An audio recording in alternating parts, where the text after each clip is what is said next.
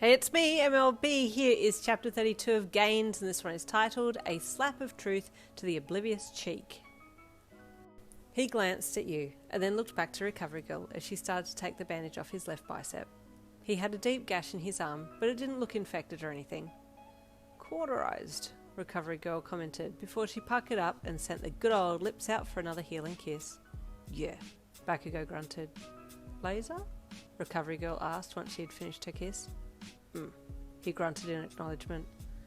Go and rest now in bed bay alongside Yin, and then head back to class when you're both feeling better, she said, walking over to her office desk to fill out the paperwork.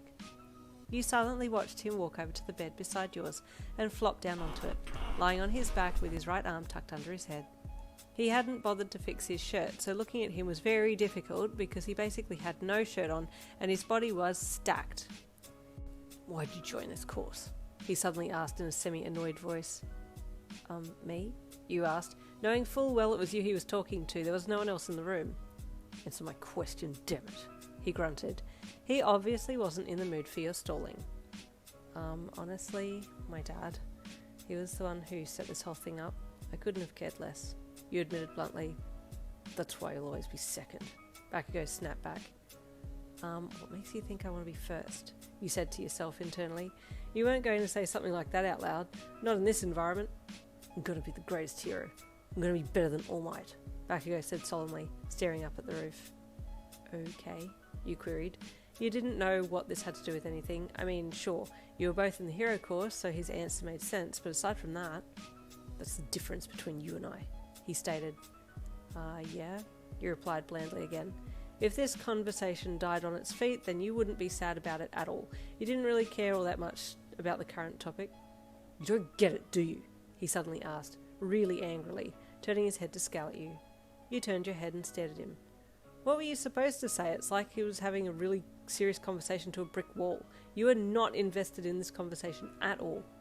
You may as well leave now, he added, still sounding super pissed. What, like, out of this room? No, idiot. Leave the course. If you're not aiming to keep up with me or be better than me, then why are you even here? You're mocking me, damn it, he said as he sat up suddenly and swung his legs off the bed towards you. You're gonna die out there if you don't pull your head out of your ass. I'm not gonna sit here and watch you die. You looked at him. He was dead serious. He had said this twice now about you dying. Why was he obsessing over this? You couldn't even get out of my weakest grip, he scowled, looking down at his hands. I could have done worse. I could have killed you yesterday. I'm not understanding, you said as you sat up too. Do you want to kill me? Is this why you keep bringing it up? No, damn it! You can't ever die, he snapped, and then he looked away a little embarrassed by his outburst. I can't always be there to protect you. Suddenly all your brain cells came together for a meeting and figured it all out at the same time. Hang on, is he saying he's concerned for my life once I become a hero and get into dangerous situations, that he wants me to get stronger so he doesn't have to worry about me? Yes, Yin. Thank you, finally. You stared at him with a compassionate look on your face. I'm sorry, you said with genuine apology in your voice. Have you been stressing about me not being strong enough? No, he snapped, a pink blush dusting his cheeks. You knew he was covering his true feelings, and you gave him a small smile. Okay, I'm sorry. I'll honestly try and do better. I'm sorry I burned you yesterday too. I didn't mean to. How did you do that with your quirk yesterday? He asked, still not looking at you.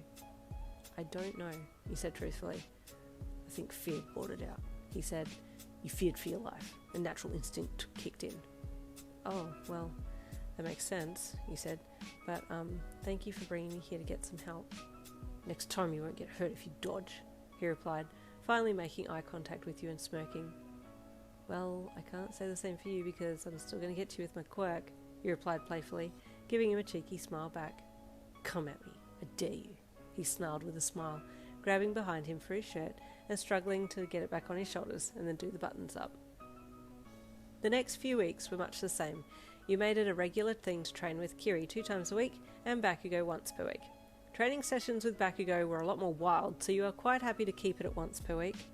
You had promised yourself that you would get to focusing more on the hero side of things, so were making a conscious effort to watch how he moved and counter accordingly. All the training with Kiri was starting to pay off as well, and you were feeling a little stronger and slightly more agile. You had spoken with your mum on the phone a few more times in that time period, and she was so happy to hear that you were enjoying the new school and had fit in well. "Oh, honey, you need to come home for a visit sometime soon," she said one night as you were sitting at your desk squeezing the stress ball in your right hand to work your forearm muscles. "I will," you said with a smile into the phone. "I'll let you know when though, okay? I have a few assignments and tests coming up that I really need to study for, so I can't waste my weekends." "Oh, of course, sweetheart," your mum said kindly. "You just tell me when and I'll make sure there's a special dinner here for you of anything you want." You switched your phone to the other hand and put the stress ball in your left hand and started to squeeze away. "Yum," you said in a hunger-filled voice. "I can't wait." "All right, sweets, I'll let you go now. Hugs and kisses. Love you lots and lots," she said, making kissy noises on the other end of the phone. "Love you, Mum," you said happily as you hung up. Yin's really starting to find her groove now. Congratulations, it's only chapter 32, taken long enough. Talk about slow burn. Stay tuned for chapter 33, coming tomorrow. See you then.